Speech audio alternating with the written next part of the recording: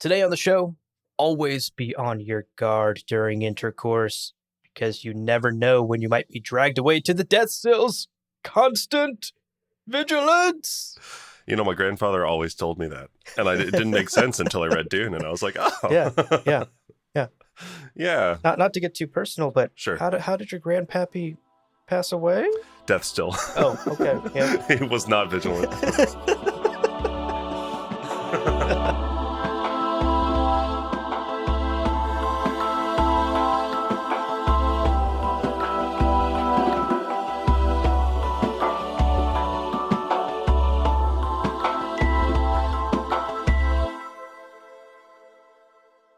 Welcome to Gom Jabbar, your guide to the iconic world of Dune. We'll be exploring the themes, philosophies, and characters found in the sandy depths of this vast universe, from Frank Herbert's groundbreaking novels to the adaptations on film and TV. My name is Leo. And my name's Abu. And today on the show, we're doing it. We're talking about Children of Dune, Yes! the SyFy adaptation. We're 20 years late to the party. But, oh my God. Oh, it's a good party. What a party. The party is still going 20 years later. It's the party that never quits. They got that spice coffee on constant drip. It's so exciting. And yeah, just like we did with the SyFy series for Dune, we're going to be covering each of the 3 episodes of the SyFy Children of Dune miniseries as individual episodes. And this is episode 1. That's right. We've watched episode 1, and the hope is that you have watched episode 1 as well, or you have a great memory and you remember it from 20 years ago. How could you forget? I mean, it's so memorable. Yeah, forever cemented in my brain. Yeah. But before we chat about the episode and share our thoughts about it, let's make Shout Out Mapes proud and take care of some housekeeping. First and foremost, a spoiler warning.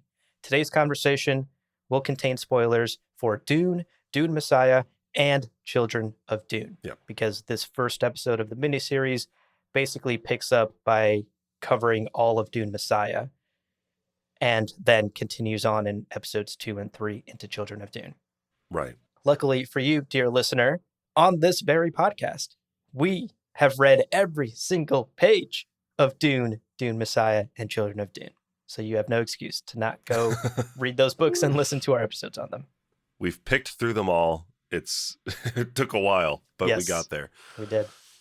As always, if you like what we do here at Gom Jabbar and you want to support us, the best way to support us is to become a patron over at patreon.com/Gom Jabbar.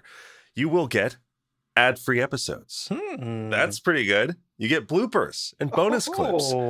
I took notes, minute-by-minute notes of this episode. I'm probably going to share that to our patrons. Yes. And you'll get early access to book clubs and additional episodes like this. Many of you are hearing this right now.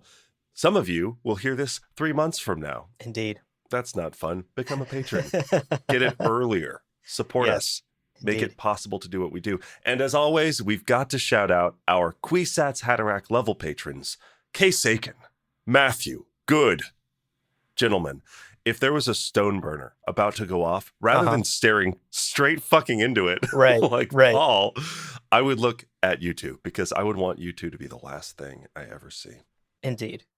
Although you two are also blindingly beautiful. So That's true. It's a lose either way. The next day, black contact lenses, and I couldn't see anything. It was crazy. It's worth it. It's worth it. It's worth it. Thank you, Case. Thank you, Matthew. And thank you to our patrons and all of our listeners for supporting the show.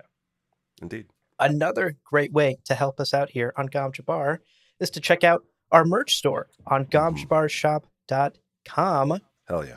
We have apparel, we have art, we have this gorgeous little tote bag, all of that and much more, all custom designed on gomjabarshop.com. So go check it out.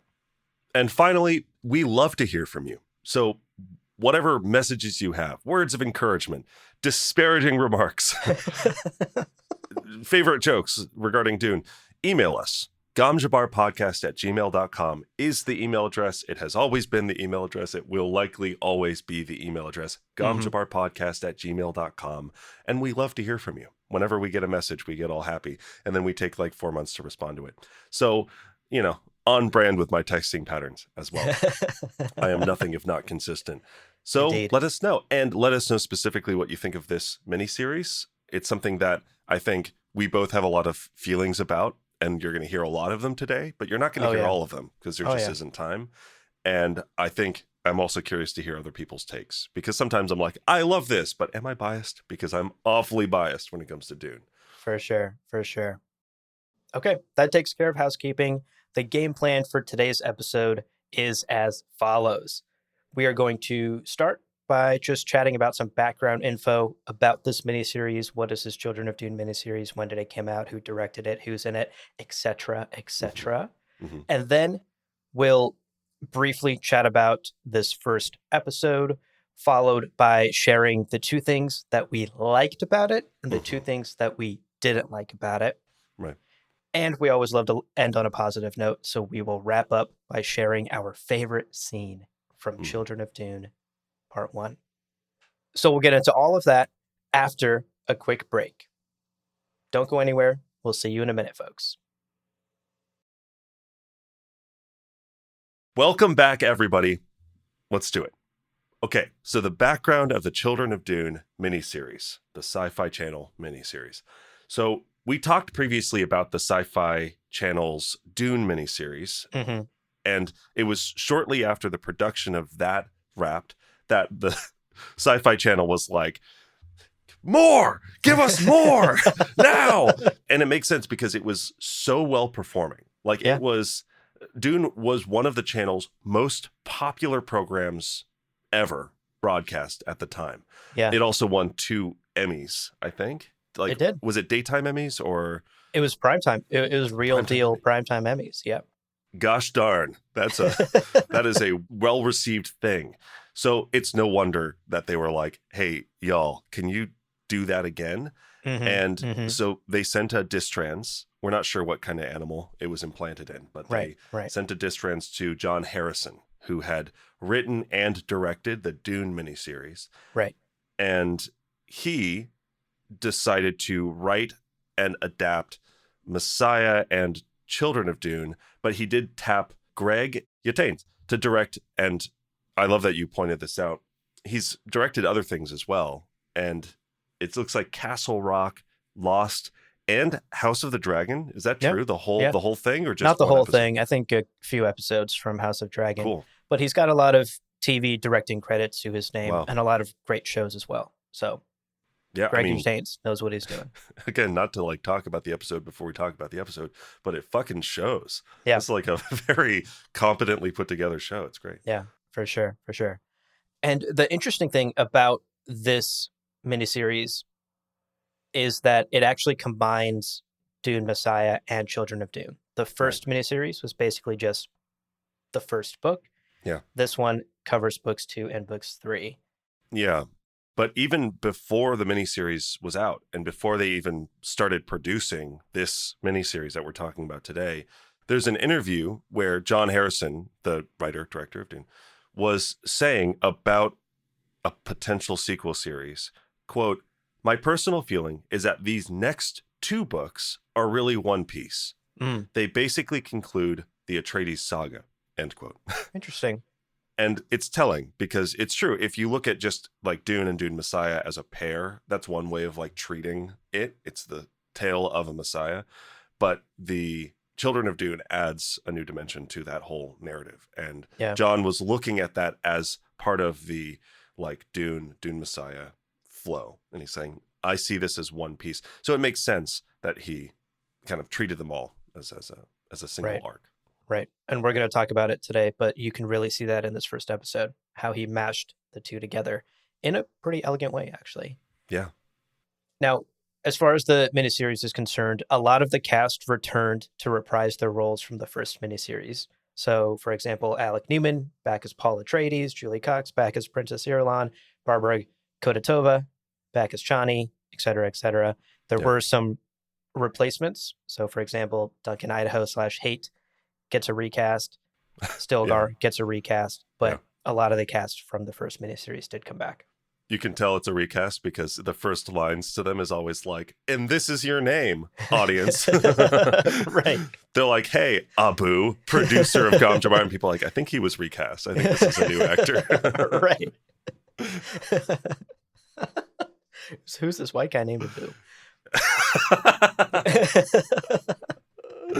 So the miniseries finally aired in 2003, and it had a generally positive reception. And much like the first miniseries, it too would go on to win an Emmy. Wow. The Children of Dune miniseries would win an Emmy for outstanding visual effects. Cool. It only got one versus the two that the first one got, but still a huge achievement. Yeah. So if you wanted to watch Children of Dune, the miniseries, where would you do it? Tell me. I wish I had good news for you. Oh, no. I have bad news for you, as it turns out. It is not available currently on any modern streaming service, which is dumb. Like, with as popular as Dune is becoming, maybe it's just a matter of time. Maybe someone will pick it up. Now, we found it for free through a library app called Hoopla. So if you have Hoopla, there's like requirements for having a Hoopla account. Then you can watch it there. Otherwise, you basically have the option of buying the Blu-ray DVD. Right. It's pretty great and has James McAvoy in it, which is fun. But that's an option. And you can search around. You might be able to find it out in the inner sphere. The internet sphere. Use your imagination. Use your imagination. All right, so let's hone in a little further on episode 1, Leo, because that's what we are discussing today. Yeah. For the most part, it is pretty faithful to the source material.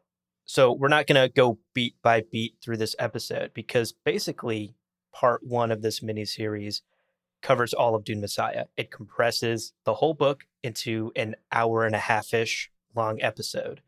And it covers the main beats of the story. So we've all read Dune Messiah. We know what happens. Right. It all happens in this episode as well. Right. Harrison and Utanes, like we said, do a very good job of staying faithful to this source material. And what's interesting is there's some new scenes where Children of Dune characters will overlap with the events of Dune Messiah. So we actually see Winsisia in this part 1 episode. Yeah. We see a cute little kid Faradin in one scene as well. And his interactions with his mother. Yeah. Absurdly cute little kid. Great job to him. Yeah. And it's interesting that they added this because it's not like they're fudging the timeline or awkwardly bringing in Children of Dune people. Winsisia, Faradin, the Carinos, all of that was around during the Messiah timeline, right? Like, so we just didn't hear about it. We just didn't hear about it in the book. Yeah. And so they do a really good job of actually interweaving in the characters properly within the timeline too, which I appreciate. It also shows like a very good understanding of what is happening in the Dune universe off page, right? Like it takes a degree of interpretation, but it also feels very accurate. And one of the broad notes I had for this program is that Winsisia sounds like Winsisia, even though all of her scenes are basically original scenes, which is hard to like write and adapt something in the voice of Frank Herbert and it be in the right tone and everything was very, very, very cool. For sure. But yes, this first episode is almost just beat for beat Dune Messiah. There are a few notable scenes that change. The conspiracies against Paul are very simplified, which is good. I think it reads so much easier. Yeah, for real. Winsisia is used as the central, I think she's like the organizing agent of the Gola plot. And obviously we know that really the Tleilaxu are driving the Gola initiative, but she and the Tleilaxu are hooking up to make the Gola plot happen. To use weird turn of phrase. There are a few scenes that are compressed and combined.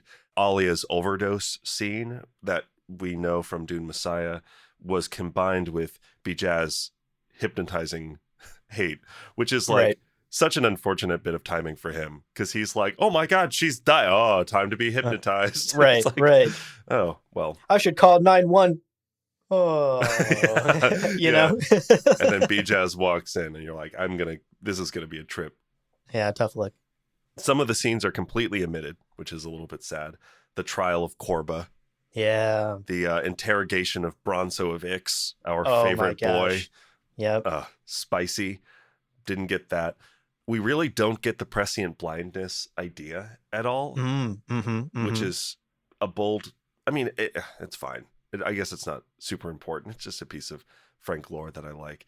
Like, Edric's involvement in the conspiracy is not as like a shield to their conspirators. It's more just he is the guild, and that's all he's doing in his involvement. Yeah.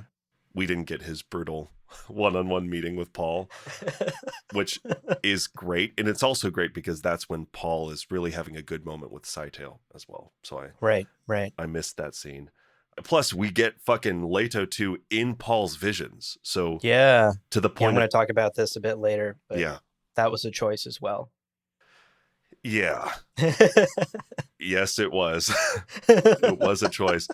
And then quickly, we also lose the one-on-one meeting between Paul and Moheim, where she basically is trying to convince him to sleep with Alia so that they can have a pure Atreides child as like part of their bargaining chips. And we just don't really get that. Yeah, her role in general, pretty minimized in the miniseries. I'm glad that we got her on the Highliner getting arrested. I'm glad that we got the really incredible, like, Irulan and Moheim hand signal communication scene. Yeah. Because it was just very impressively done, right? Like, to act in that way and to have the hand signals going, and props to the actors, props to the editing. It was incredible, shown exactly as it was described in the book. It was really cool. We didn't get my favorite line from Moheim. Do you remember my favorite line from Moheim near the beginning? Near the beginning? That bitch! That traitorous bitch! That traitorous bitch!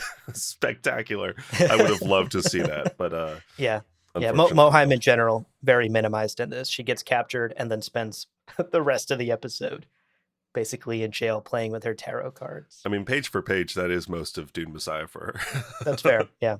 She's got like 2 scenes not in jail, and the rest of them are in jail. True.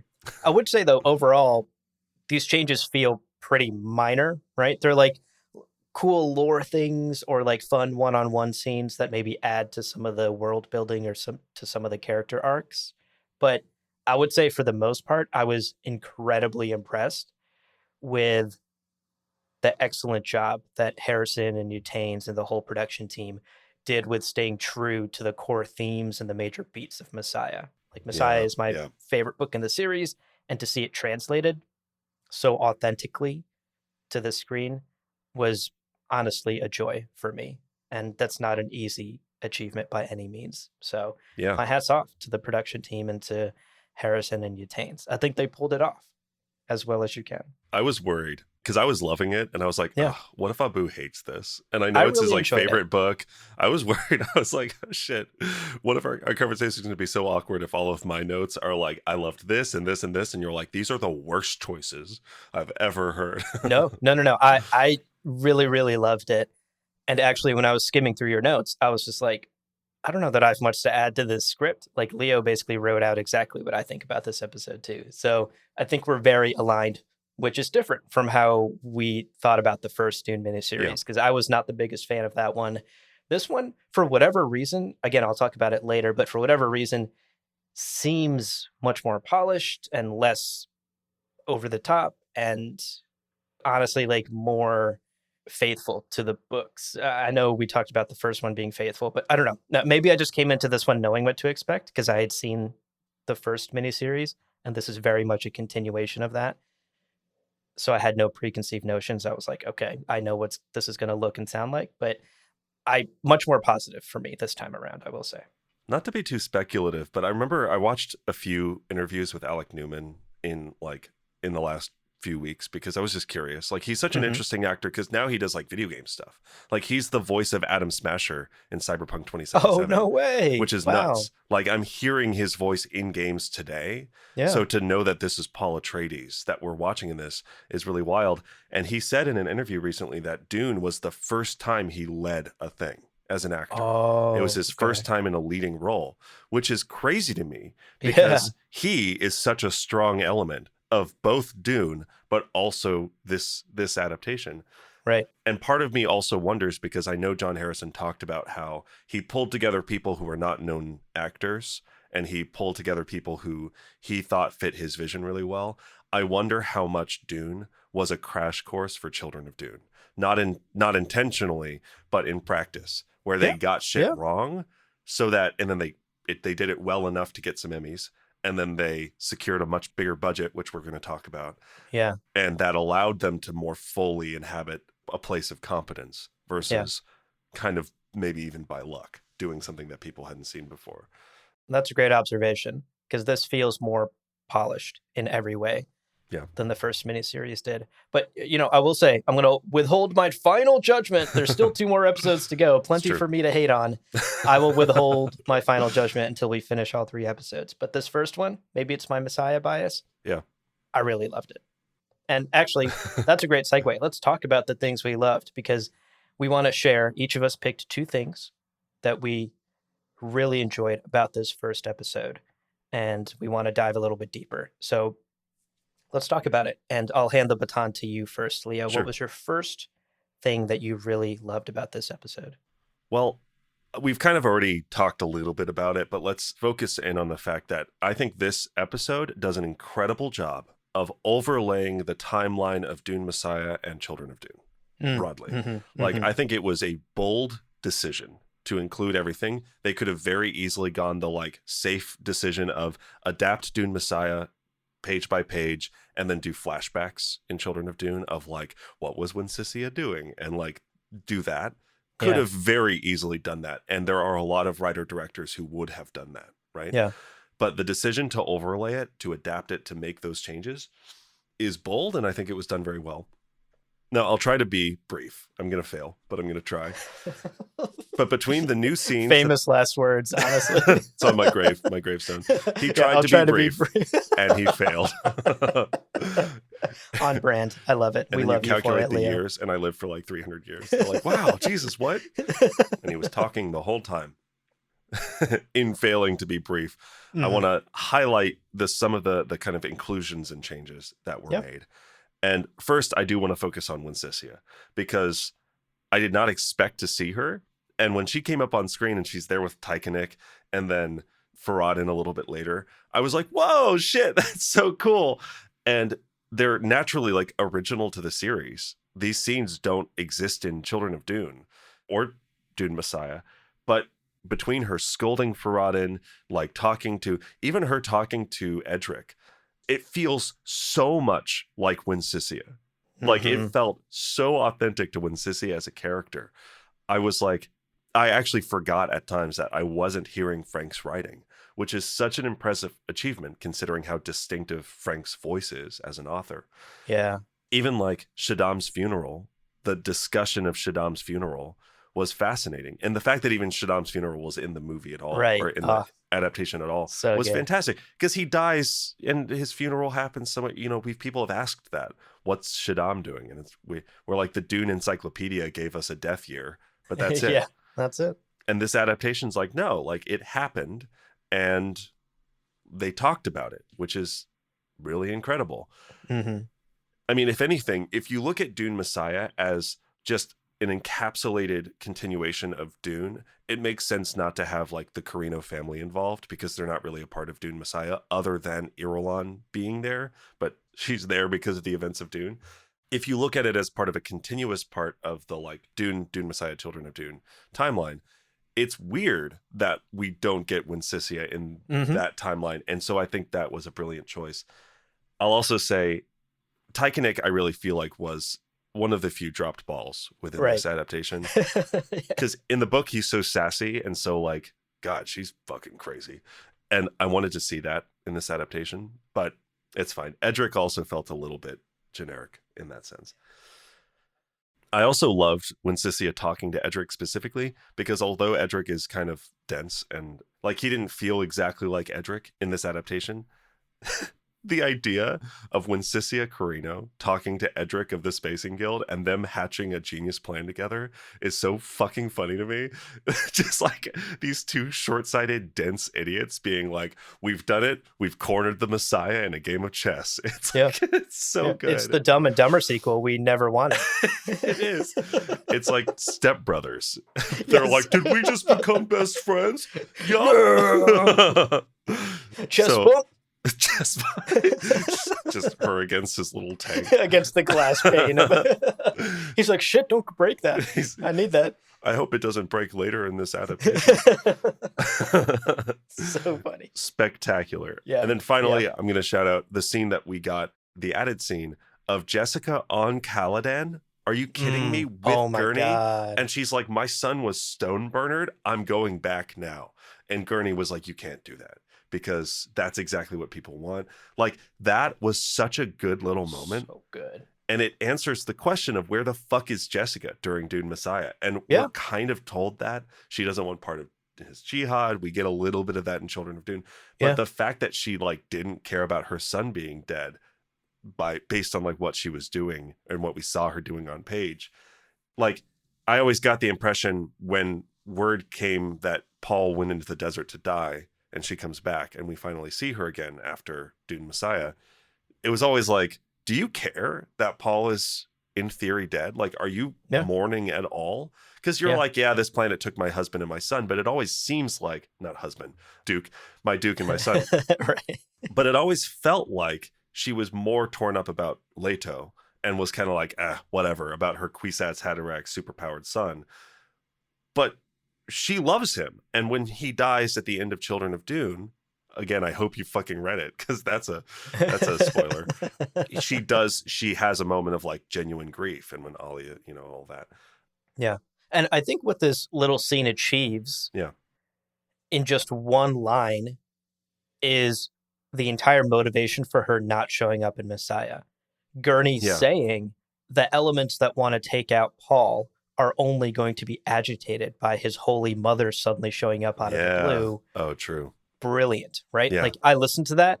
I was laying in bed watching this on my iPad, not trying to wake anyone else up. And I literally was just like, fuck yes! Like, that's what we needed in the book. Like, that's the key element is just, why is Jessica not rushing back?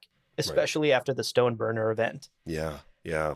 And the reason is very Bene Gesserit. It's very political. It's very astute. Going back could be more harmful. You need to think beyond your emotions as a mother, Jessica. Think of yourself as the mother of a Messiah, a god, an emperor who has multiple conspiracies against him. Yeah. I loved that line so much, and I loved this scene so much because it achieved in like 2 minutes so much. Like a whole novel worth of wondering. Yeah. 300 pages of like, where the fuck is she? Exactly. Gurney's like, hold my beer. I'm going to explain it real quick. Right. And again, written in their voices. I had no issue believing this is exactly how this conversation would have played out on the page had Frank written it. I'm a little disappointed she wasn't, as we've firmly established here on Gom Jabbar, canonically on a beach drinking Mai Tais. Mai Tais, right. Yeah. I did miss the Mai Tai. I feel like he really missed that in this adaptation. And I'm offended that he didn't reference a podcast joke 20 years after his show was made. Yeah. Real dropped ball, John Harrison, if that is your real name. I just don't think he was reading in between the lines enough. Like, the Mai Tai is very clear. It's there. You and me. It's there. Clearly there. Frank might as well have written it. So yeah, it's okay. He nearly named the brand of like pre-made Mai Tai. He was like Cutwater. So anyway, all of these changes, I don't think they would be as important or as impactful to my watching experience if Messiah were the last book in the series. But considering Children of Dune comes after Messiah, Frank hadn't even intended for Children of Dune to be a thing when he started writing Dune and the beginning of Dune Messiah. So I just think it ties everything together in a way that's very authentic to the source material. And I think it's absolutely brilliant. I think it's great. So that's my sort of first pick. What about you? What did you choose? First of all, I agree with your pick so much.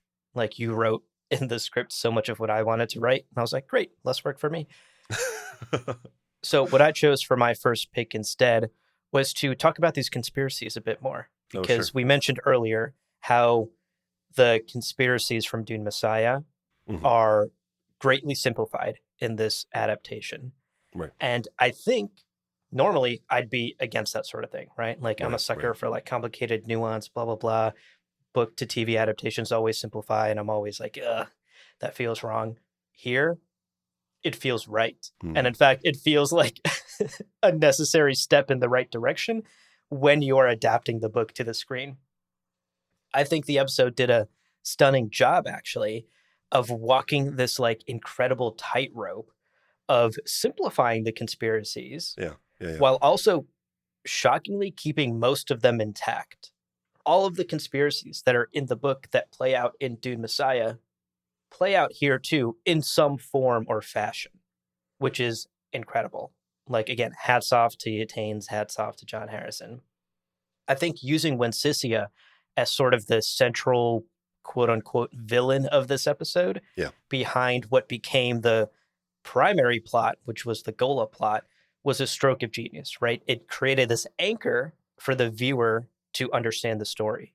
Like, there are a lot of plots happening, but here's the main one. She's the bad guy. And here's the bad thing that's going to happen. Right. Right. Other bad things, of course, happen. The stone burner, stealing the worm, et cetera, et cetera. But those are sort of secondary and tertiary plots to the main one. And I think focusing it down like that really helped the comprehension of this story in this episode, especially in television format. Yeah. I think in a book format, you are free to be a little more convoluted and complex. I think in television, you need the viewer to be able to follow along the whole way through. I mean, I'll add to that because he had a choice to make, right? Like, what is the central antagonistic line of Dune Messiah and Children of Dune? And making it the Carinos, visit the Carinos this weekend at the Hollywood Hills, the Carinos. But I think making it the Carinos is very in line with the core themes of Dune, of this old empire that has ruled for 10,000 years. And the way that it is usurped and the way that it is overthrown and this disrupting of the status quo, the golden path, all of these things. And it's very astute to be like, okay, yeah, no, the Tleilaxu are involved and the guild is involved and the Bene Gesserit is involved. But really, at the end of the day, we're talking about old status quo and how it's being broken. And naturally, Shaddam is not the end of House Carino. There are the Carinos plotting and scheming. So I think you're totally right. They simplified it with an incredible appreciation of like what is actually the most important thing within this universe. Totally. It's amazing. 100%. And I think it lays the foundation for children as well, right? Because the Carinos are the antagonists for children. So she's like, again, fuck, thinking of Messiah and children as the same book. If a stone burner didn't work, what else would work? Tigers. The plan that cannot fail. It's simply not fail. It's foolproof. She's got two of them. I don't know if you heard this. It's not one tiger. She got two. It's, foolproof. The last couple things I'll say about these conspiracies and what I liked so much about the simplification of them is it was also very clear who was behind what, which I think the book is not clear about at all and is in fact extremely confusing. Like, we've had mailbag episodes in the past where listeners will ask us, why did X group do this? And we have to be like, well, if you technically read between the lines, X group didn't do that, Y group did it. It's like very confusing who's working with who. And again, that adds to the complexity of Frank's writing, and it's part of why Messiah is so fun, is because there's this spider web of conspiracies. Right. But in a TV show, especially in an hour and a half, you don't have time for that complexity. So it's very clear that the Fremen are behind the stone burner. Yeah. That the Bene Gesserit are behind Chani's pregnancy poisoning, et cetera, et cetera. Like, it's very clear who's doing what. And I liked that. Much easier to follow in TV format. Yeah, the fact that we get Korba going, good, the stone burner is set. Hell yeah. Which it's like you have to find out later that he's part of the conspiracy, but you're right. It makes it so much clearer as a viewer. Oh shit, he's corrupt as fuck. Like Hell yeah. Great And then point. his like sex/death still scene later is so satisfying to watch. Yeah. Of course, I want to acknowledge, of course, that we lose some of the complexity and nuance that makes Messiah such a great book, and that makes Frank's writing so fun. Yeah. But in this adaptation's defense, so much of that nuance is nearly impossible to translate off the page. Like, it's a lot of internal thoughts and a Benny Gesserit observing minutia that you're just like not gonna do well on the screen, right? Yeah. It's just not gonna look good on camera. It's either so subtle that no one is picking up on it, or it has to be so obvious that it's awkward and clunky, There's really no walking the tightrope of like making that subtlety and those internal thoughts and observations that so many of the characters have make sense on screen. I mean, point in case, Villeneuve, probably the most awkward scene in the 2021 movie is the Jessica shout out Mapes scene.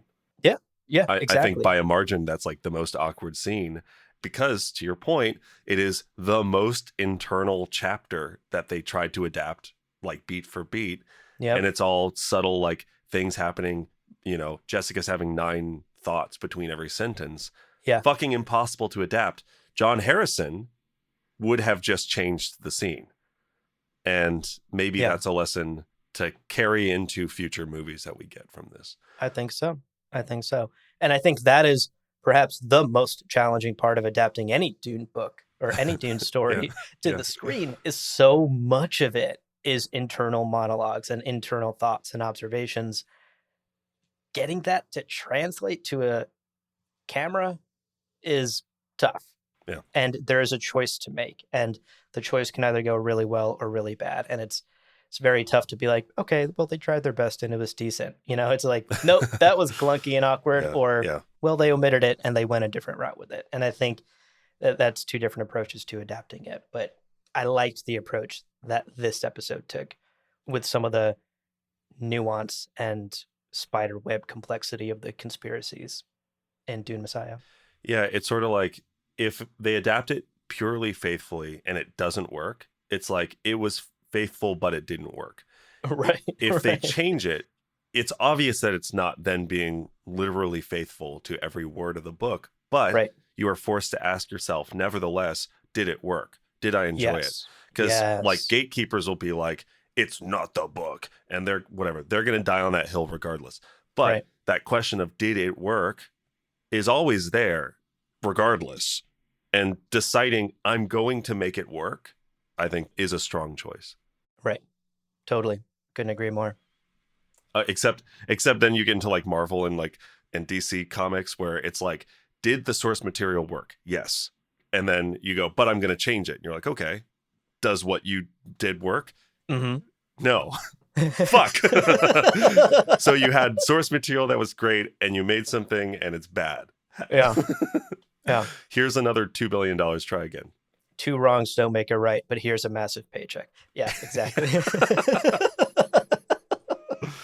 Oh my God. All right. What about your second item that you loved about this episode?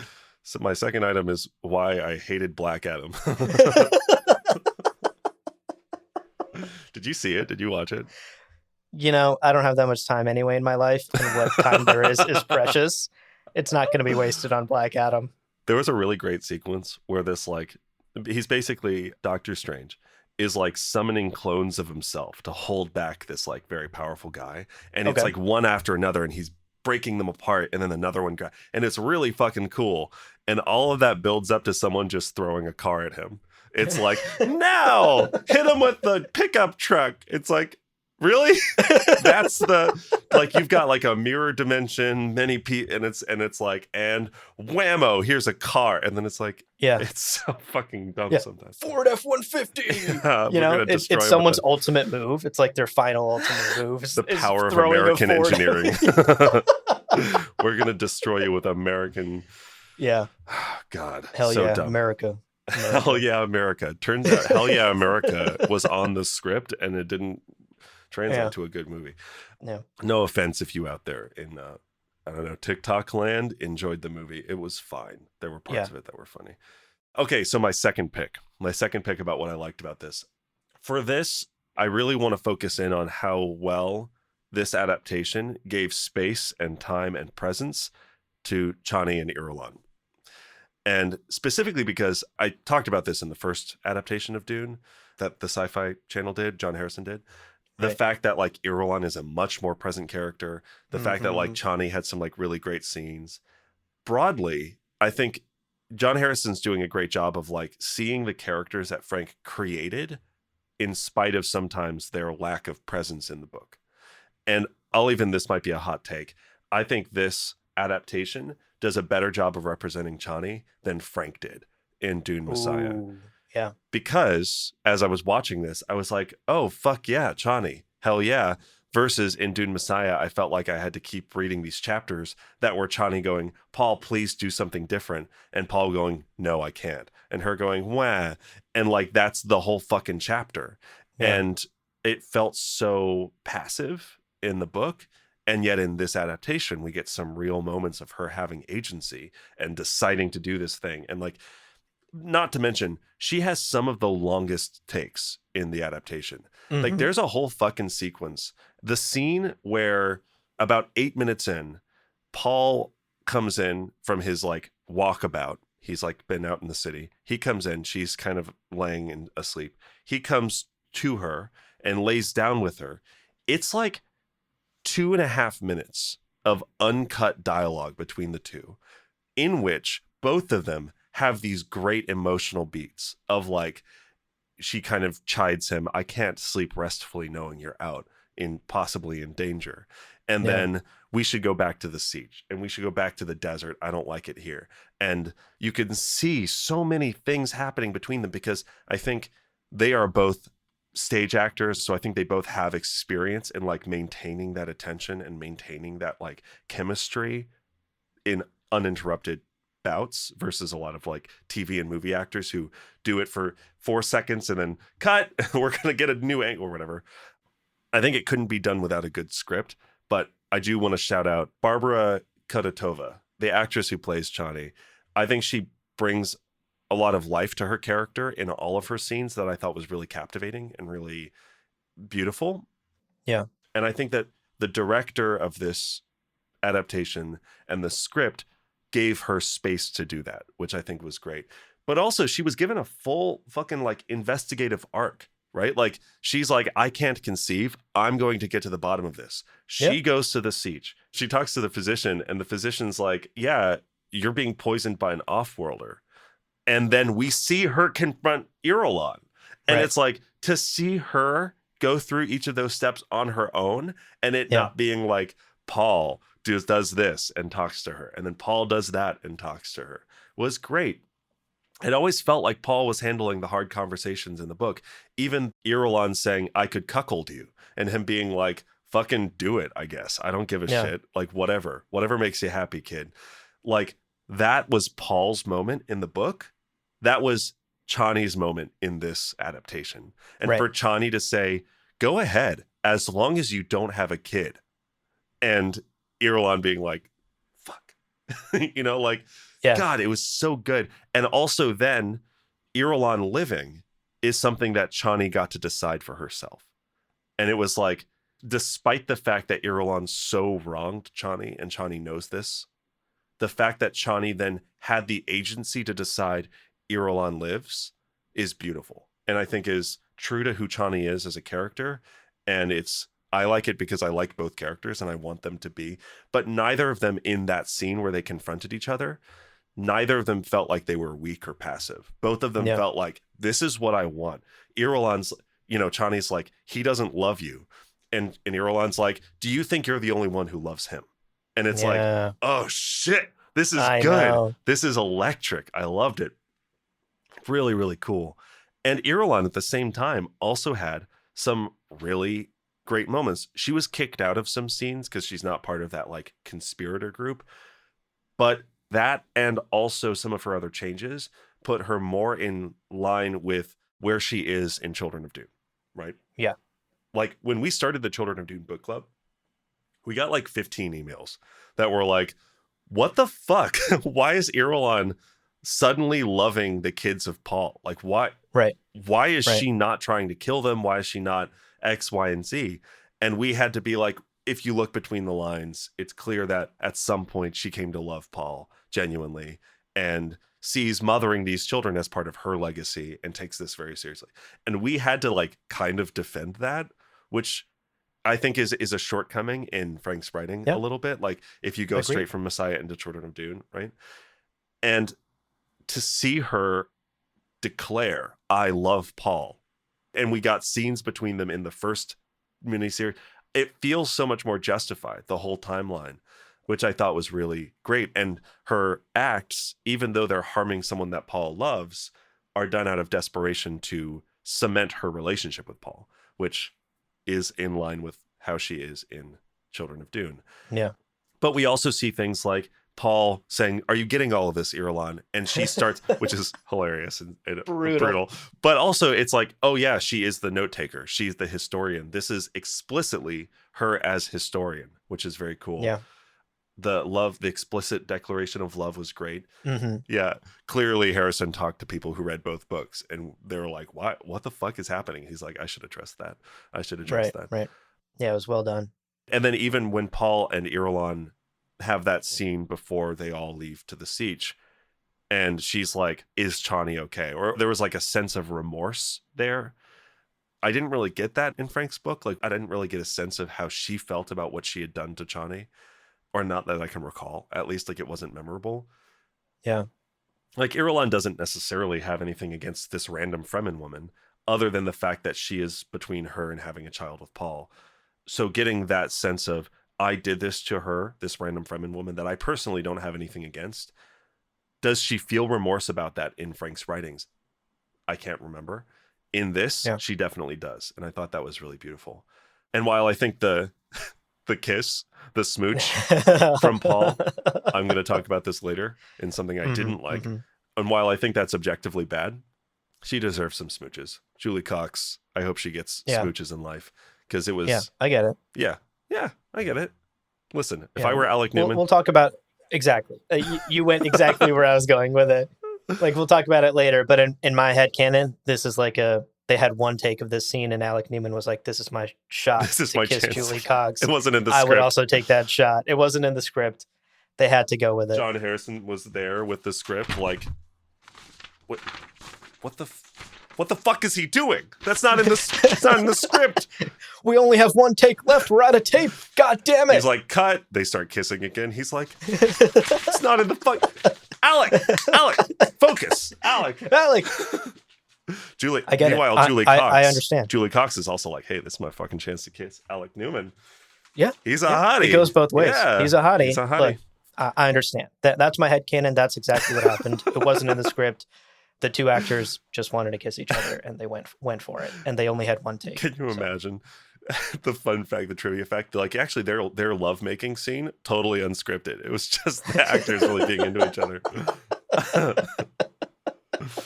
Anyway, so that's my second thing. It's the presence of Irulan and Chani, and also how their adjustments not only feel true to their characters, but also makes the overall story, I think, more cohesive with Children of Dune in mind.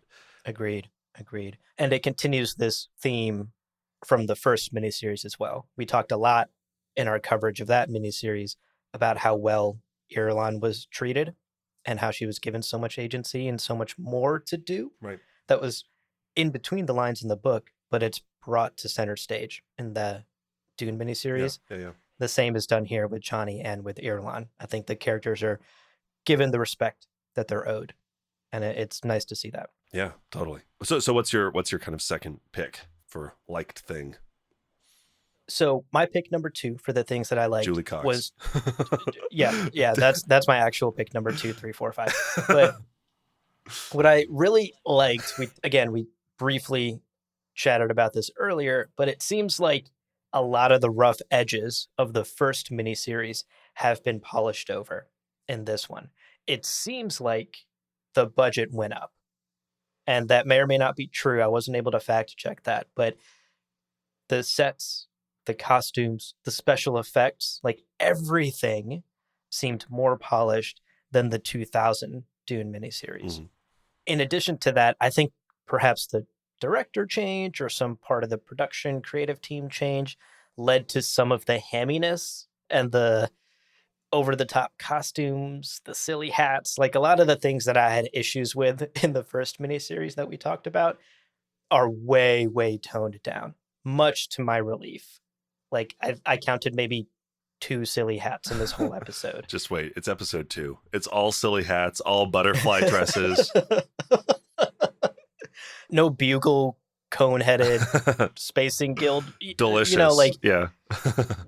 truly delicious, not nutritious, but all of that was toned down much to my personal relief. You know, again, that's a very subjective take. Some people might like that hamminess and the costume design and all of that. I hated it in the first miniseries. I much more appreciated the cleaner aesthetic of this episode and of this miniseries so far. You know what's wild? I just Googled it. They had the same budget, according to Google. Wow. But first of all, none of what you've said is invalidated. I think you're totally right. But also, I think this is to the point of them having more experience and having feedback from the first one. They watched back and they were like, the hats were a bad choice. we should tone back the hats. We should bring down the hat budget. We should bring down the hat budget so we can bring in a second director. There we go. Or like a dedicated director. Yeah. Or no live butterflies on a dress, right? Yeah. Bring that budget down. We don't need a butterfly guy on set.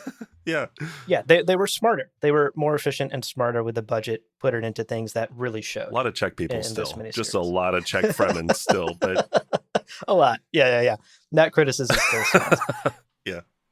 I do want to say, speaking of like the production in particular, and we said this about the first miniseries as well, but in particular, I want to applaud how alive and bustling the show managed to make Arrakeen feel. Yeah. Oh my God. Like at no point in the episode was it hard for me to believe that, oh yeah, this is the capital of the Imperium. Yeah. This is the hub of the known universe. Yeah. And what it particularly makes me think of is recently over on the Wind's Howling podcast, Brett and I have been covering the Witcher Blood Origin series that dropped on Netflix. And in one episode of that series, there's this like really pathetic scene where a group of lowborn citizens is supposedly rising up during a riot, blah, blah, blah. Yeah. And there's like maybe 12 people on screen. Like you can count exactly how many extras are on screen during this like hoorah, rah, you know, like their main character is giving a speech. And I'm like, this is like a fucking, I don't know, like I could open a lemonade stand and get more people in a group together. It's a college thesis move. It's like it's just a class, one class of students. It's really awkward. and it totally breaks the immersion of that scene. In contrast, Children of Dune here does it so well. That ritual scene that this episode literally starts off with is just like jam-packed full of people. And you're like, look at how many people are worshiping Alia. Yeah. Like it sells that so well. There's a busy, bustling marketplace, as we know exists from the book, right in front of the keep. Paul walking through the crowd. It's like a crowd. Yes, it's a crowd. And again, maybe that's just like real tight camera shots and using the same 12 people over and over, but they were smart with it. They were smart with it. Yeah. There was at no point any awkward camera shot where I was like, "Ooh, the low budget's really showing here. They could only hire, 12 people for this marketplace." Right. It felt epic. It felt big.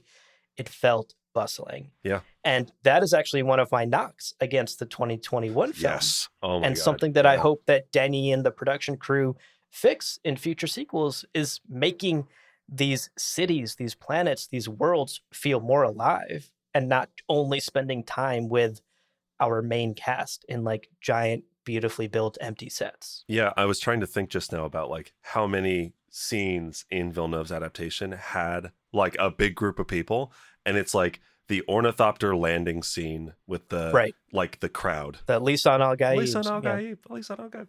And then there's the Paul with the tree waterer guy, and there's like the fence of all the people on the other side.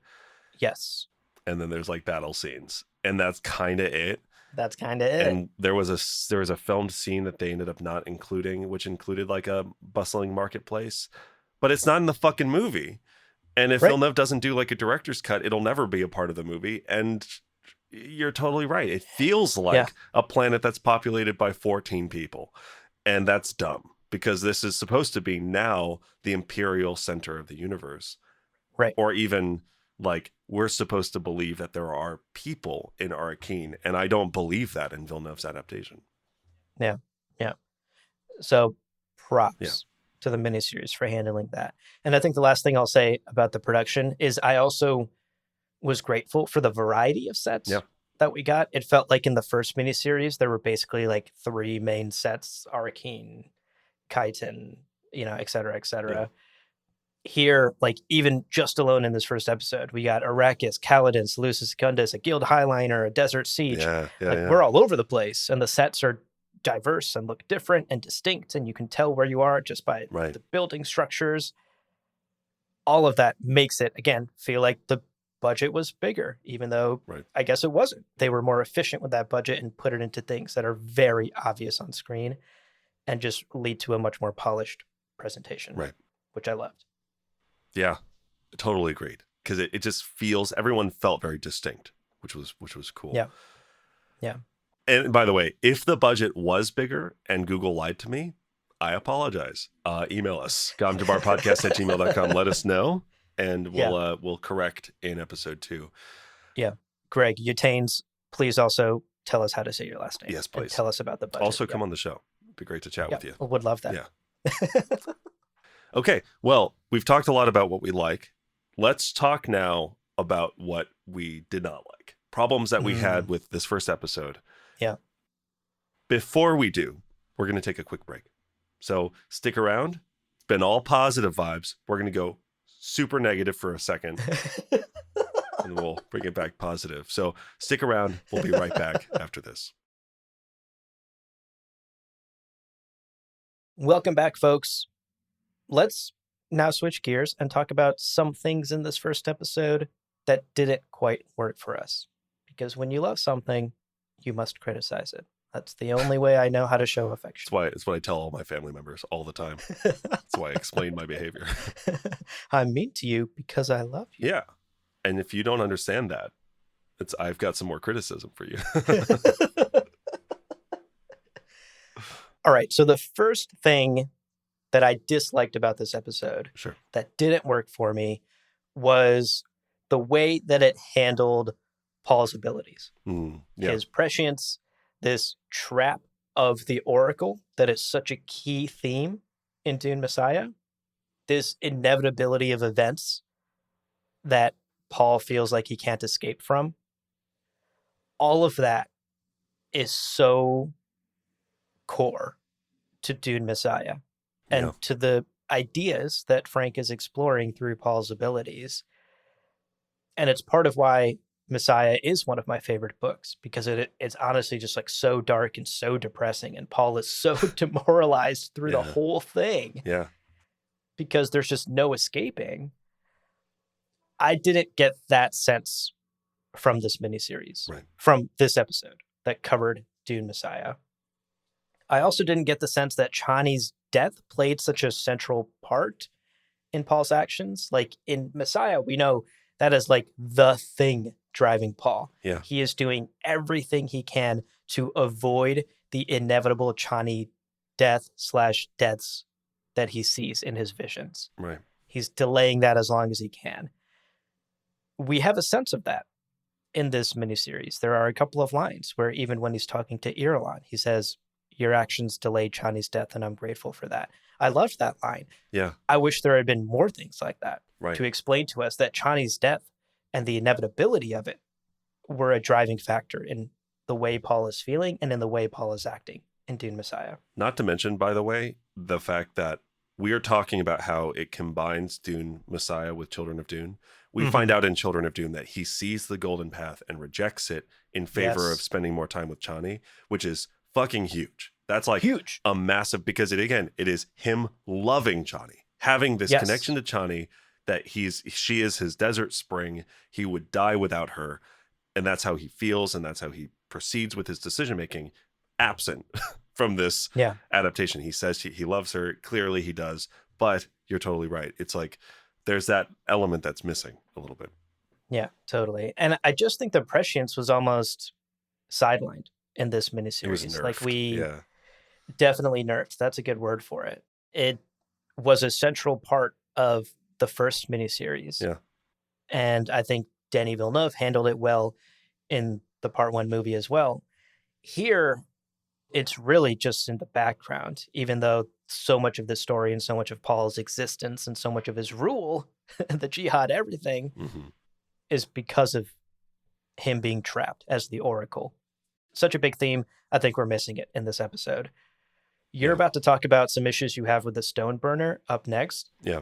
And I'll say that's another example where I think his prescience is utterly mishandled. Yeah, like, totally. that scene, Paul knows exactly what's about to happen. In the book, he's like walking to Othaim's house and hears a couple fighting in a house next door. And he's like, oh yeah, I know what that fight's about. I've heard it 1,000 times in my vision. You know, like, he is just on rails in that whole scene. He knows the stone burner's happening. He is accepting that fate. That scene and that moment in the book is almost like this crossing of the Rubicon. Like, there's no going back for Paul after this. He is accepting the rail that he is on. He is choosing to trap himself and all of humanity into one vision. Yeah. And he will play it out exactly as he has seen it. After the stone burner scene, he's basically just doing what the script in his visions tell him to. Right. He is on rails, acting out a play that he has seen dozens or hundreds of times in his visions. None of that is in this episode, or at least there's no sense of it in this episode, that he is so trapped and that he is doing things because he has to. That was very disappointing to me. Like, the prescience was only really used in this first episode as these weird little like dream sequences where we see Leto pop up and say things to his dad. Shirtless James McAvoy. Yeah. Yeah, no complaints about shirtless James McAvoy. None. But it was an underutilization of such a core and central part of every Dune book, which is prescient abilities that these Kwisatz Haderachs have. It was very nerfed, as you said, in this episode, used basically for these kind of bad dream sequences. And I just wasn't a fan of how the prescient abilities were handled in this episode. And I think it could have been handled much better to hit much more closely on the very important themes and world building surrounding Paul and prescience and inevitability. Yeah, I mean, even in the post-Stoneburner scene, when he's using prescience to walk around, it looks more like he's a bat using echolocation. Yes, yeah. Weird representation. Like, then he is following exactly where he knows he's supposed to go. And in Children of Dune, in the book, the preacher talks about how every stone is exactly where it's supposed to be. And like literally to the degree of everything to the fucking inch is exactly as he saw it. Not this kind of fluttering echolocation looking effect. And I thought it was cool. And as a viewer, I was like, oh, this is neat to watch him like walk around. But it is not him like snatching a radio from someone's hand confidently. Yeah. All right. What about you? What was your first thing that you disliked? Well, let's talk about the stone burner. There's a few problems here. So first I want to point out, when Paul exits Othaim's house in the book, Bijaz, you know, like Stilgar is there. He leaves the house with Bijaz. Stilgar is there. We get sense that there's lots of Atreides troops coming in, and he hands Bijaz off to Stilgar and says, get him the fuck out of here, because he's got important information and shit's about to go down. You and him have to not be here. And they get whisked away, which tells us he knows what's about to happen. He knows how important Bijaz is, and he wants Stilgar spared from what's about to happen. Compared to that, in this adaptation, he's alone in the streets with Bijaz, which is like, okay, I guess everyone cleared out because they know what's about to happen. The conspiracy is this whole little neighborhood, right? Yeah. And the bomb goes off. And this begs for me two questions.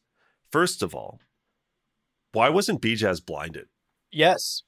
This bothered me so much. You're going to nerf Paul and also nerf the stone burner? As of, excuse me?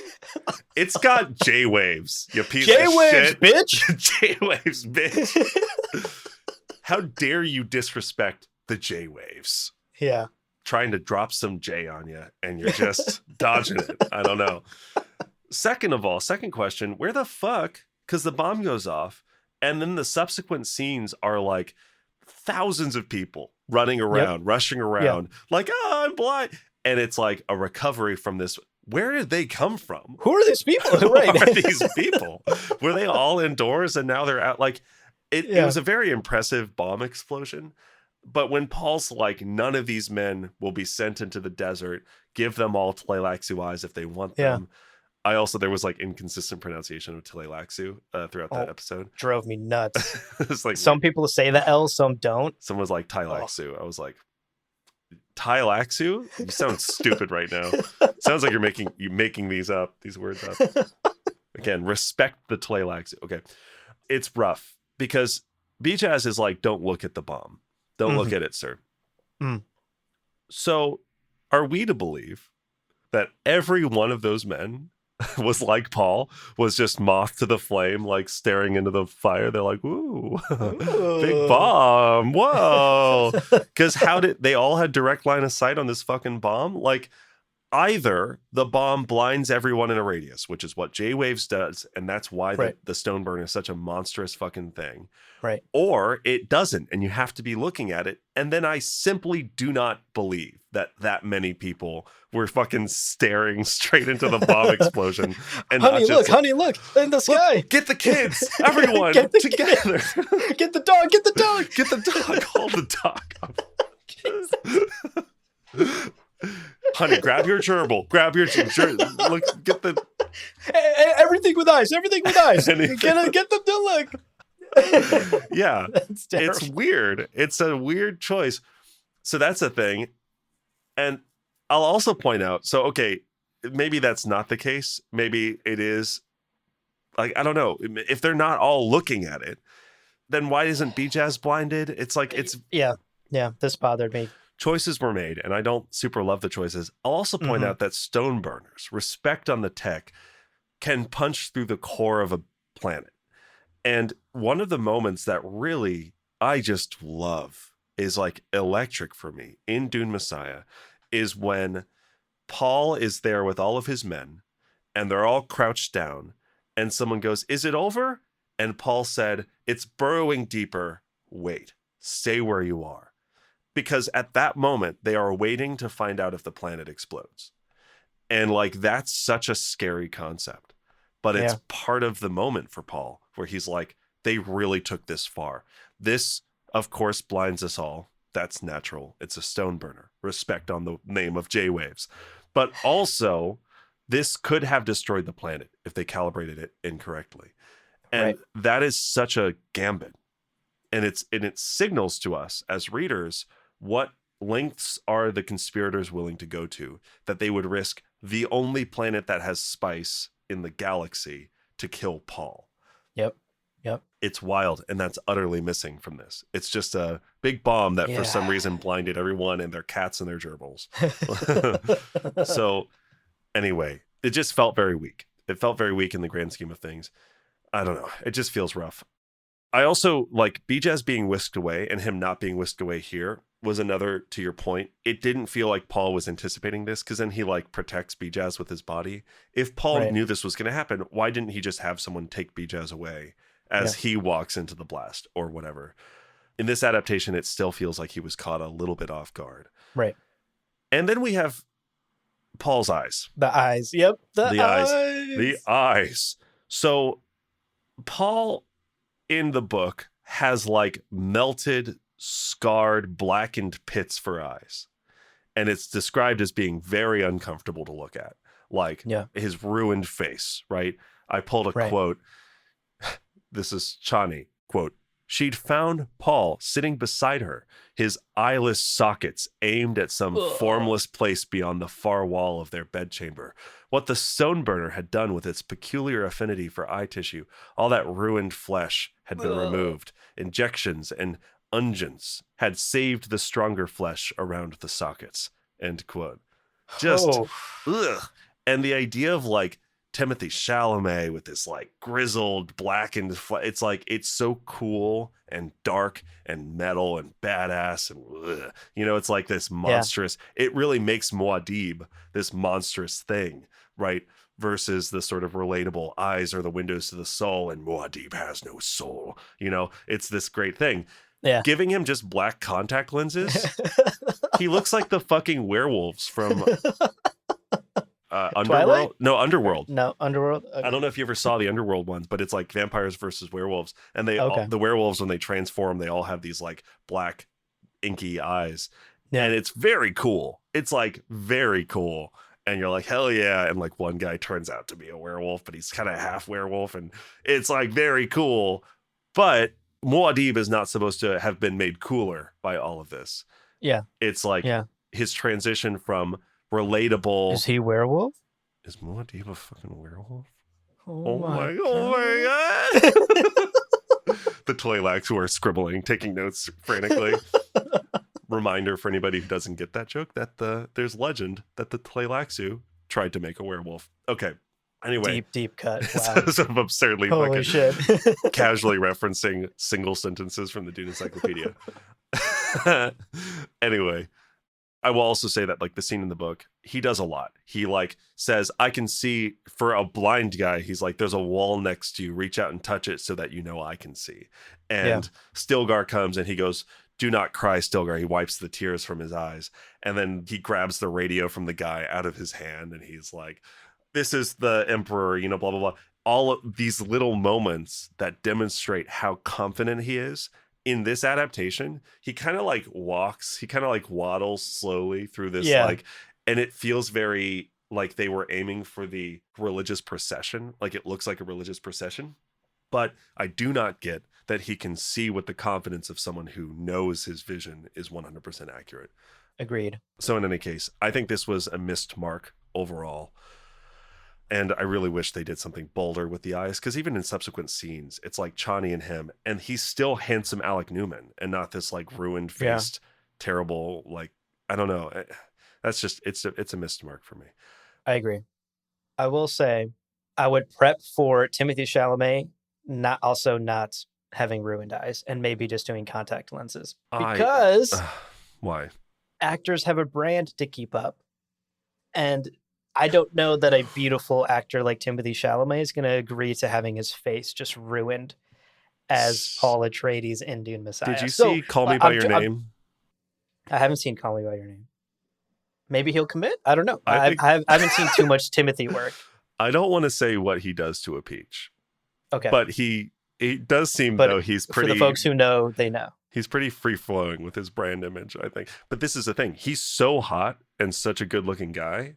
I think he would be confident to make himself look awful for a role versus some actor who's got like image issue, like someone who's like, oh, I don't want to be seen as, you know, not attractive. He's always attractive. So he's just like, yeah, give me the fucking shitty makeup. Like I want to look. Yeah.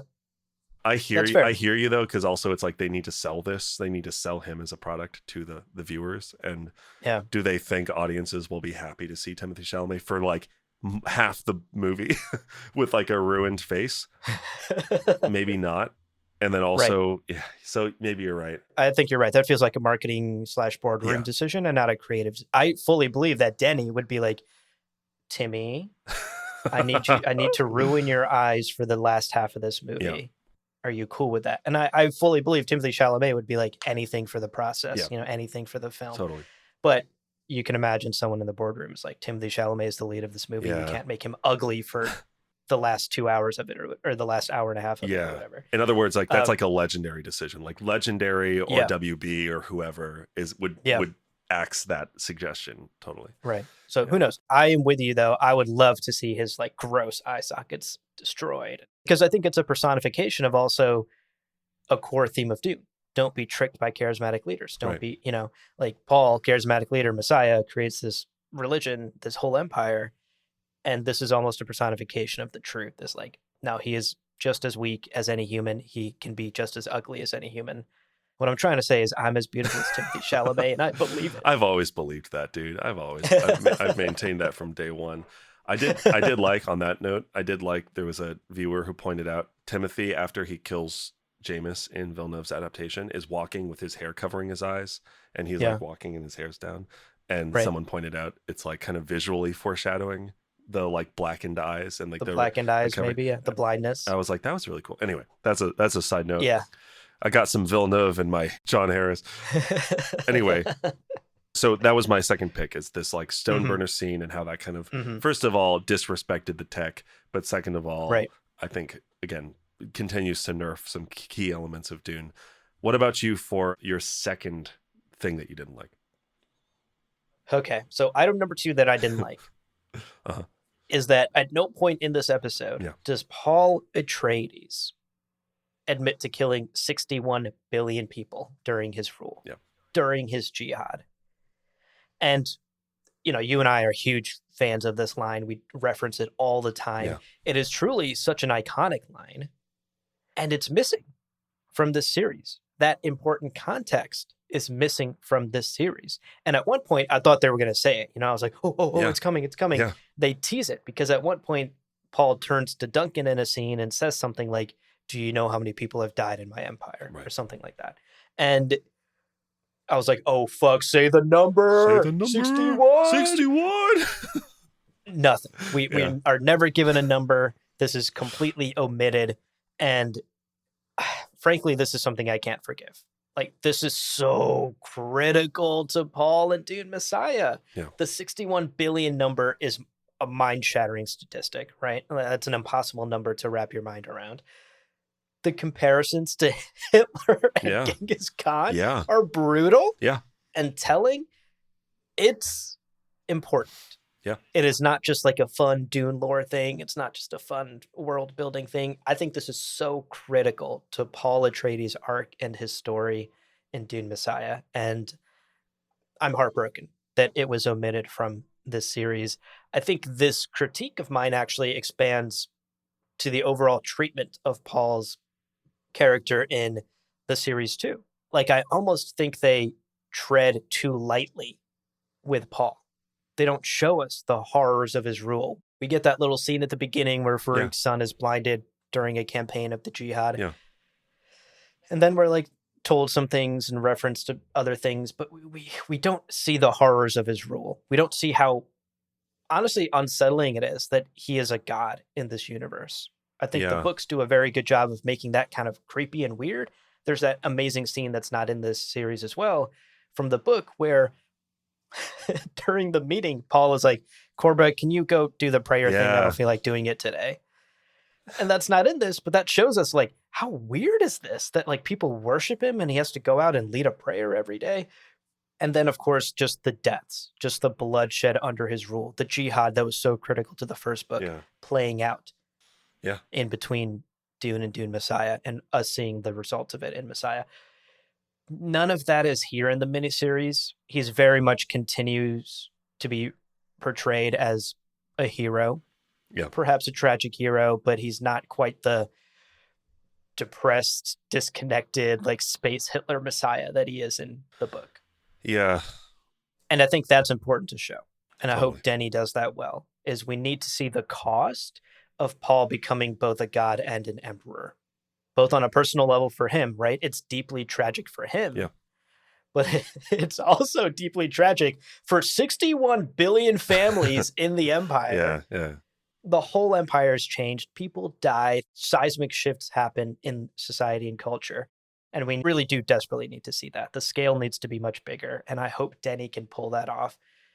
Because on one level, Messiah is a very personal tale of Paul Atreides and the tragedy of his life. Yeah.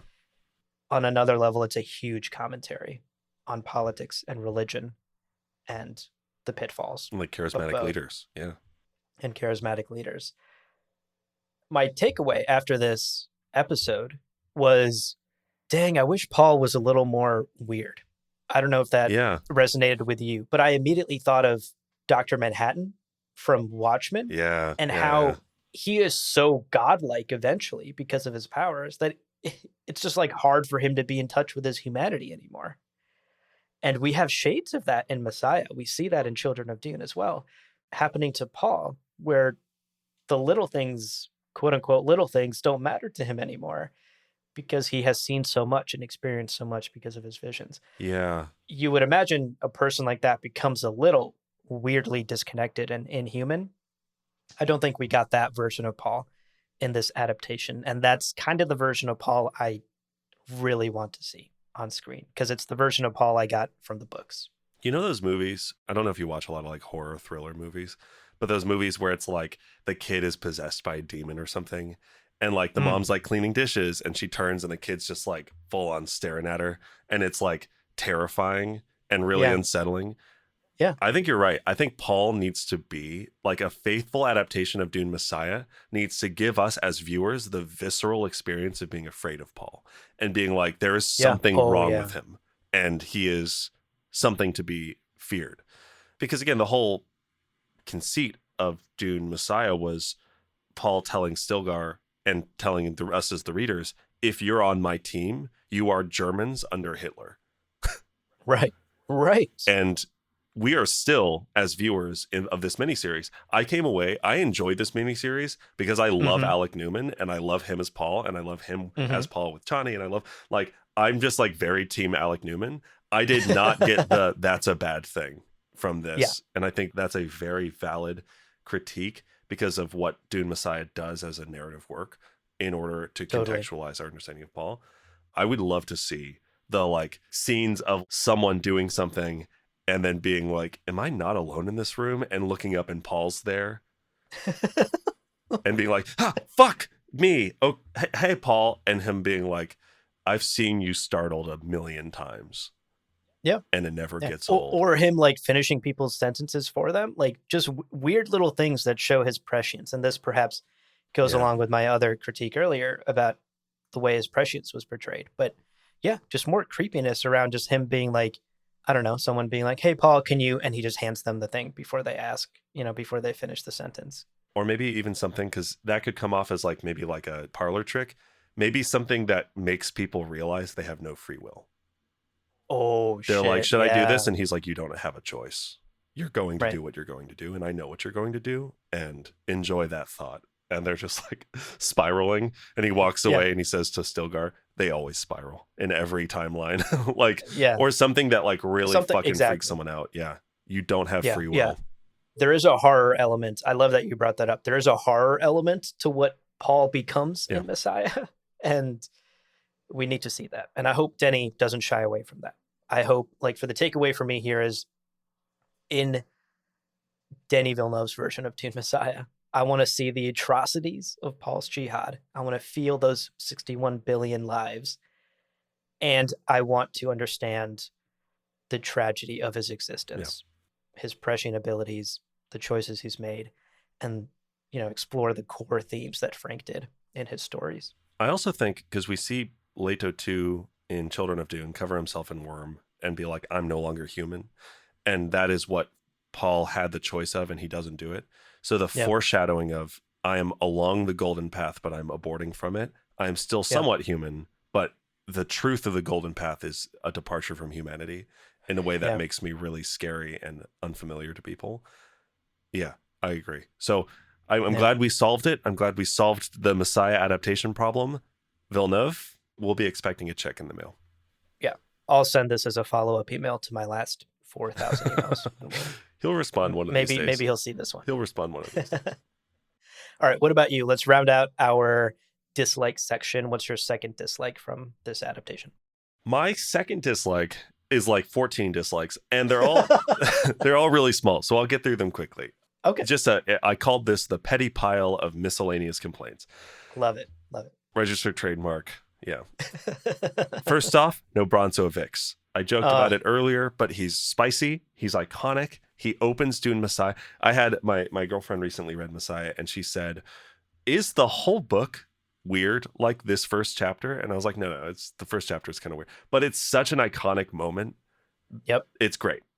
Bronzo is lovely. I would have loved to have mention of him if someone said, oh, it's like Bronzo said, like just as a little tip of the hat to the opening of this book. No such thing happened. Hopefully, we've got 2 more episodes, as you said. Hopefully he comes up. The conspirator adjustment, I think there is a problem here, specifically Edric and Wallach 9. So first, the fact that Edric was present in the very first conspirator chapter says, hey, welcome to Dune Messiah. Here are the conspirators. It's Moheim, it's Edric, it's this face dancer from Tleilax. You'll learn more about that later. And it's Irulan. We have someone in the Emperor's party. We have a face dancer from planet Tleilax. We have Edric of the Spacing Guild. We have Moheim, and they're all on the Bene Gesserit Wallach 9 homeworld. Like, it is such an immediate buy-in. It is such a strong signal to the reader. Everyone is against Paul. Every one of the old power structures is teamed up and they're against Paul. And that's so clear from the offset. In this adaptation, it's kind of like there are people against Paul, but it's these 2 or 3 plots, and they're not necessarily unified and like together. We find out later that, yes, the Fremen are not a unified part of that plot, but still, I don't know. The fact that they were hosting those people on Wallach 9 is wild, and we totally missed that. We didn't get to see Wallach 9. I would have loved to. Yeah. And the fact that we later get conversation from when Sissia says to Moheim's like, what about the Spacing Guild? And she says, don't worry about that. And we see when Sissia and Edric talk. And that kind of solves it, but whatever. I don't know. I didn't dislike this as a viewing experience. Like, as a viewer, I wasn't like, oh, this is bad. Because I enjoyed the scenes and changes as they are in the show. But I think it weakened the overall immediate sense of the whole universe is against Paul as like a sense. Yeah. And Frank gave us that feeling very, very quickly and efficiently in Dune Messiah. And we just didn't get that as much in this adaptation. The Leto 2 inconsistency of like prescient blindness, we already talked about briefly. Again, it really seems like Paul's prescience is nerfed, which then is like, is this really that impressive? Is the Kwisatz Haderach really the byproduct of 10,000 years of breeding and also this like incredible spice heightened awareness? And it doesn't seem as superhuman as it is in the book. Like, we're seeing visions of Leto 2, which, yeah, I'm glad that we got Golden Path in this first episode, but there is a core law in Frank's universe that's established and maintained across 6 books, which is that there are things prescient people cannot see. And I struggle with how that will affect things in the future, basically. Yeah, totally. The next thing, the Tleilaxu eyes. Yeah. Hate, aka Duncan Idaho. Right. He just has like normal ass eyes. He's got some baby blues. And I was like, this is boring as fuck. We are described smooth metal eyes that have no pupils or center of focus. So you don't know where he's looking. Hard to connect. Eyes in Dune are a huge metaphor. The blue eyes of a bad are a thing, and that affects how people perceive the universe. And prescience is a type of vision. Like, eyes and vision are huge. The Tleilaxu metal eyes, do they make you slaves to the Tleilaxu? These questions don't exist in this adaptation because he's just got normal ass eyes. And then they left in the line where Alia is talking to him and she's like, what do you see with those eyes? And it's like, what, his normal fucking eyes? Probably. I have 20/20 vision. Probably photons, idiot. Like, what do you mean? It doesn't make any goddamn sense. Cut that line. If you're going to give him boring human eyes, just cut the line. Right. And also in the stone burner scene, Paul's reference to Tleilaxu eyes. And as a viewer who doesn't know about Dune, you'd be like, what the fuck is he talking about? So they're going to get what eyes? Normal eyes? Yeah. What's happening? Yeah. So anyway, that was a little complaint. I would have loved to see some metal eyes, which they could have done. I don't know. Whatever. Paul kissing Irulan, another fucking complaint. I don't understand. I just legitimately do not understand this moment. If you have a theory out there in listener land, other than literally that Alec Newman was like, Julie Cox, listen, we're doing it. And again, fucking John Harris is like, what? It's not in the script. What is he doing? Cut. This is the 7th take in a row you've kissed her. Alec Newman's like, can't help it. Look at her. She's beautiful. Julie Cox is like, no complaints from me. We want to add it to the script. Add it to the script. Love making scene. Too far. Okay, that was me. That was me going too far. So I don't like that moment. It comes out of nowhere. Yeah. I hate it. In Dune, Frank wrote, and this is Paul saying about Irulan, quote, "That princess shall have no more of me than my name, no child of mine, nor touch, nor a softness of glance, no instant of desire," end quote. Wow. So like that's literally John Harris being like, go away, words of Frank. And no, that's not it. And I loved that scene until that moment. And I was like, what the fuck is happening? So weird. I felt the same.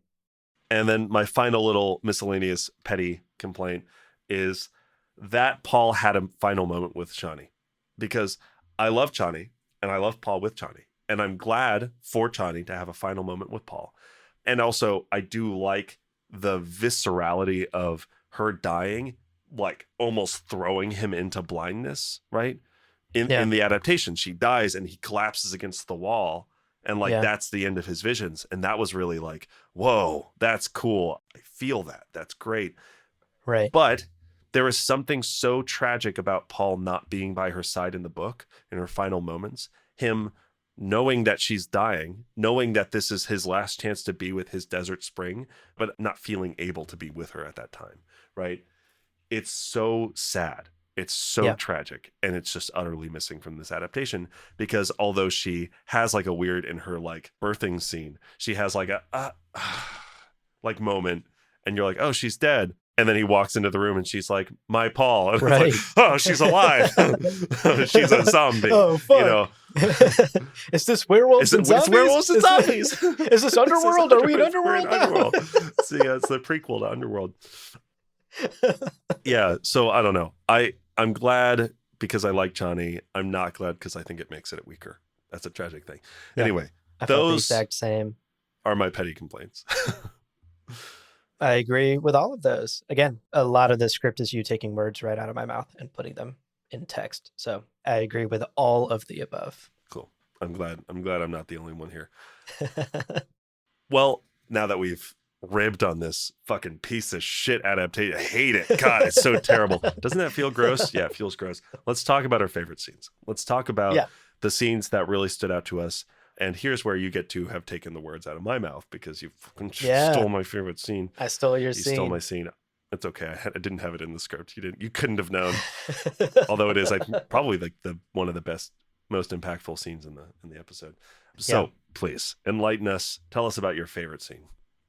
So this was actually kind of a tough pick for me, because there are a lot of good scenes and I bounced around a little bit on my pick, but ultimately this was the first one I thought of, and I stuck with my gut, and I picked the Chani birth montage, the Chani birth scene at the end of the episode, because wow, like after having gone through this ride of an episode, in the final moments here, this just gave me chills.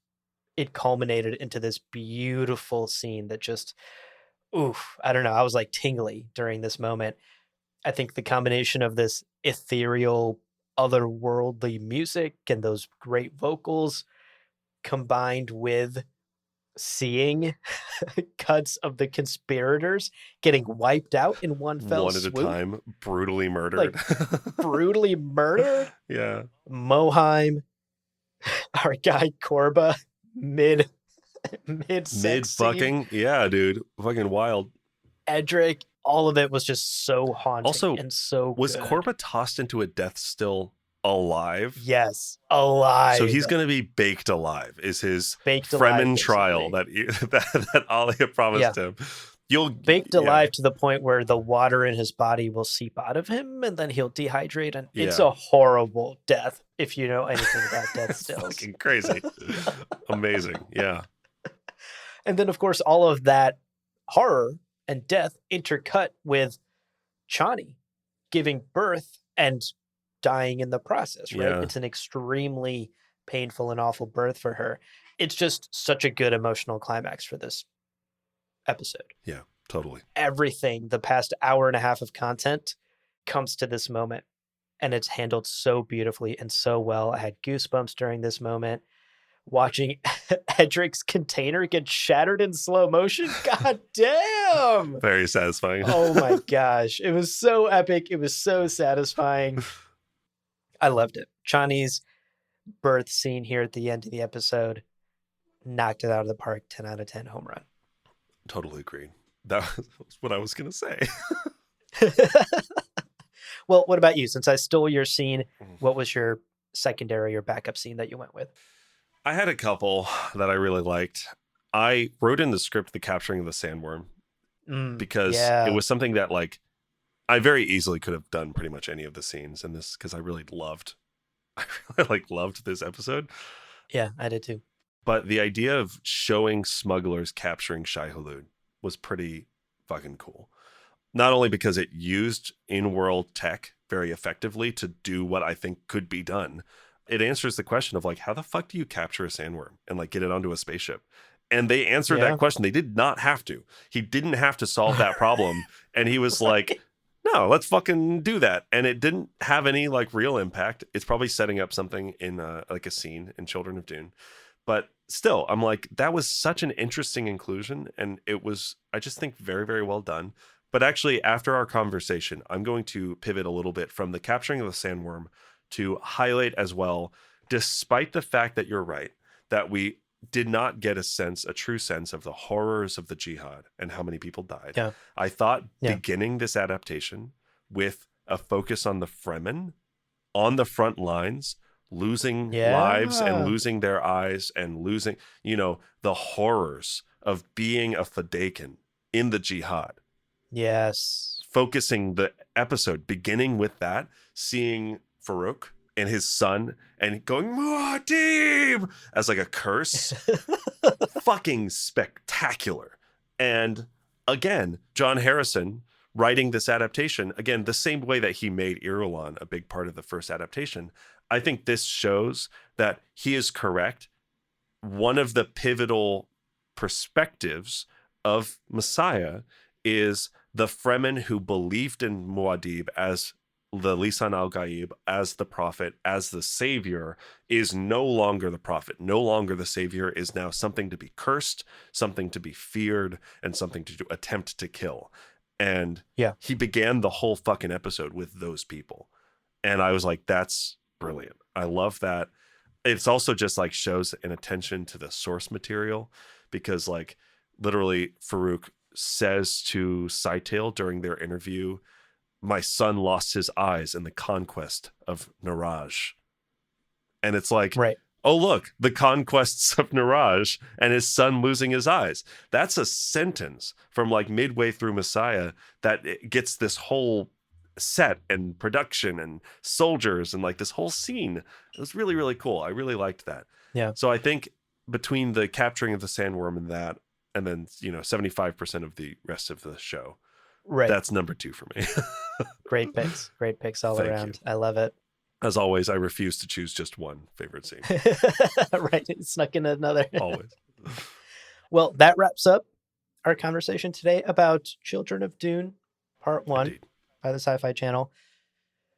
On the next episode, we'll be continuing this journey and diving into Part 2 of the miniseries. It's a 3-episode miniseries, so this is where I believe we will dive fully into Children of Dune. I haven't even seen it yet. I'm about to watch it this week. Yeah. So I'm excited to get into that with you. If it's anything like this Part 1, I think we're in for a ride. Absolutely. Well, hey, listen, everybody, as a reminder, before we get to Episode 2, you should watch Episode 2. Also, let us know what you thought about Episode 1. If you had follow-ups to what we've said or whatever, gomjabarpodcast@gmail.com. Hit us up. Let us know. In episodes 2 or 3, if we get any like particularly salient messages, we will share them as part of the sort of like definitely first half of the episode.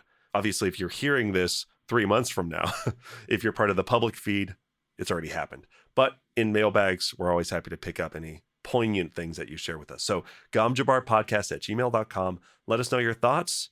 Thank you for listening. And yeah, be vigilant. You if you're wrapped in someone's loving embrace, just picture a death still.